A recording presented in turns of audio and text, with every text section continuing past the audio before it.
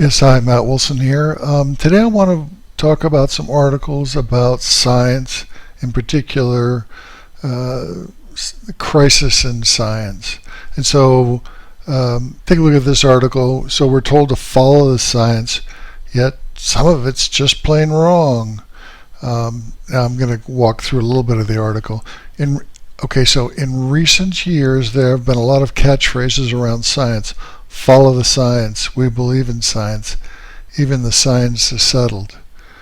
Well, sometimes it's not settled. Sometimes it's not even really science. But lots of people believe in it, follow it anyway, and it's a global problem. So in truth, the science is never settled, okay? So anybody that says that is wrong, because mistakes happen all the time. Science changes all the time as new information is available. So you can't ever say that it's settled. Now take a look at this. Most recently we learned that a widely noticed 2012 study co-authored by Dan Ariely, whom the Science Journal refers to as a superstar honesty researcher, was based on fake data.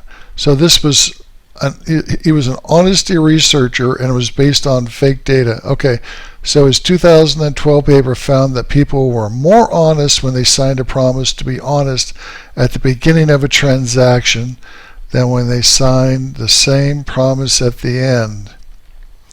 Only problem is, it's not true. Apparently the data was fraudulent. And scientific peer review, often defended as the gold standard research, didn't spot the problem. And apparently a lot of stuff gets past peer review. Meanwhile, leading names in the field of science psychology turn out to have committed actual research fraud to an extent that it tainted the entire field.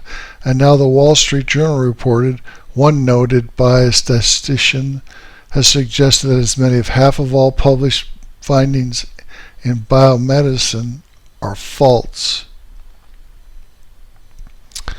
Indeed, the term replication crisis is now often used to refer to a situation in which so many major and influential studies don't produce the same results or any results when other researchers set out to test them. And it really is a crisis. So at one level, the problem is that billions in research money is wasted. Yeah, that's a big problem. But really the problem is worse. Bad research guides behavior, whether it's government policy, drug development budgets, energy research, in the wrong direction. So bad research. So for example, research came out, I believe, in the early 80s about eating less fat, and so they changed the guidelines, and then after that people's weight started ballooning. Okay, so yeah, so even more dangerous than the things we don't know are the things we know that are wrong. Bad science produces things that sound important, maybe because they match our prejudices, but that are wrong. That's not science at all. We should neither believe in it nor follow it. Yeah, so this is a big problem. So I want to take a look here. This is Reddit. I put together a list of some issues with science over here in Reddit reproducibility crisis section, and then the original article is here. So let me just walk through a little bit of this. So what's the problem? So relentless pursuit of taxpayer funding has eliminated curiosity, basic competence, and scientific integrity in many fields. Physics, economics, psychology, medicine, and geology are unable to explain over 90% of what we see. Climate, demography, asset prices, and natural disasters are minimally predictable. And then there's a chronic inability to reproduce research finding. Part of this problem is too many people chasing too few dollars. So let's say you spend a year doing research and then you don't get the results that you don't get any results. So what do? Well, can you repurpose the data in a different direction? or can you throw out a couple of data points such that you do get some results? Now, if you repurpose the data for something else, the problem is the study wasn't designed for this other purpose. And so there could be some problems. And so that's what happens. Also, obviously, if you throw out some data points, nobody will know, but then when somebody comes along to reproduce it, they don't get the same results. Here, progress in developing better theory and forecasting capability has stagnated since the 60s. Again, replication reproducibility crisis. Huge problems in nutrition studies. Also, dubious practice may include misrepresentations, research bias, inaccurate data interpretations. Also, some fields are held back by the superstar, so when the superstars die, new ideas can come forth. So the superstar was basically hindering new ideas. That happens a lot. Let's see here. So here it says, what's going on in 2 words, communal reinforcement, more commonly known as groupthink. Another big project has found that only half of psychology studies can be repeated. What about economics? Experimental econ is akin to psychology and has similar issues.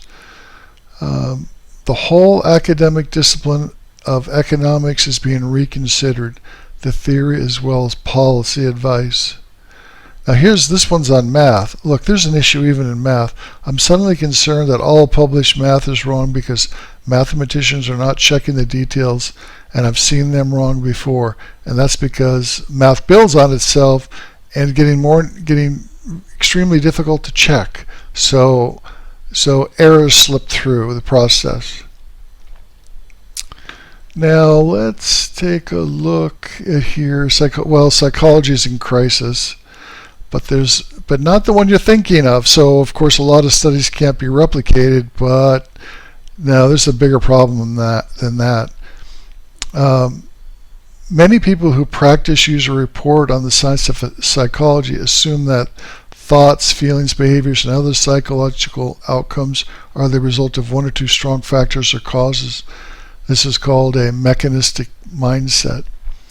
Typical experiments attempt to isolate 1 or 2 variables, manipulate them, observe moderate to strong effects that are easy to replicate. Okay, so this is one way of thinking.